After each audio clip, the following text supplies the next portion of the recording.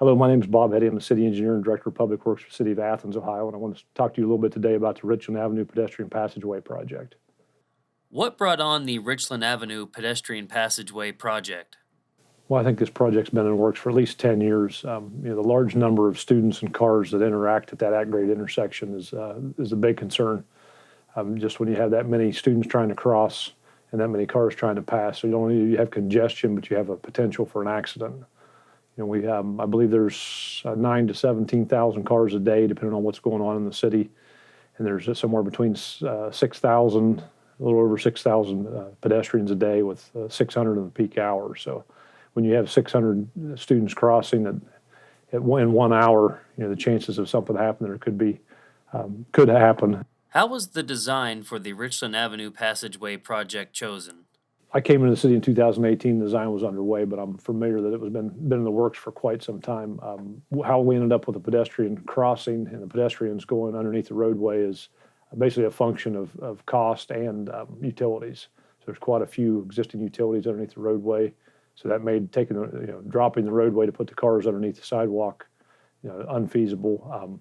And then pedestrian bridge was probably not a good idea for access as well as cost. It may have ended up being more costly than the chosen design. So the chosen design, the current one that's going to be constructed, is a pedestrian way. It's 20 feet wide, 8 feet tall, basically sitting at the same grade as the existing roadway, and then the cars will go up and over. When does the Richland Avenue Passageway project start? So it'll start soon. So signage is rolling up on Monday, February 17th. Just making people aware of the project. And on March 2nd, we should see the island removed at the end of Bobcat Lane, and then the full closure between Bobcat and West Green Drive. How long will the construction for the pedestrian passageway project last? Approximately 7 months is our hope. Sometime in mid-September, we hope to have everything back open. It'll open in stages. So the first part of August, the pedestrian way for crossing by the students will be open. Sometime around the first part of August, I think August 7th is our goal. And then Richland Avenue will open within a month of that, and then the whole project be completed sometime mid-September. What are the street detours during the Richland Avenue Pedestrian Passageway project? So the major street detour would be Schaefer to West Union and vice versa. So if you're going north, you'd go South Schaefer to West Union, and then coming south would be the same, West Union back to South Schaefer. Campus access will be maintained on West Green Drive, West Green Drive, South Green Drive, and then as well as Oxbow Trail, with a few interruptions during events.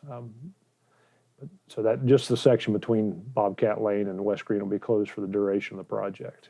Is there anything else about the Richland Avenue Pedestrian Passageway project you would like us to know? I think it's going to be a big change to campus, one of the biggest we've seen in a long time. It's going to change the looks. There's a lot of aesthetics been added to match the architecture. So there's a lot of brick on the outside of the passageway. Be decorative lighting inside the passageway.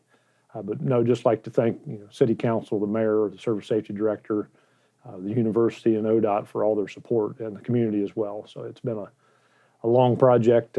We had to bid it 3 times before we were able to get it in the right amount of time. Was basically we were trying to do it within 90 days, and that just wasn't feasible, and the prices showed that. So we're just thankful for everybody's support and patience, and I think it'll be, into September, it'll be pretty neat to see what campus looks like with that new connection.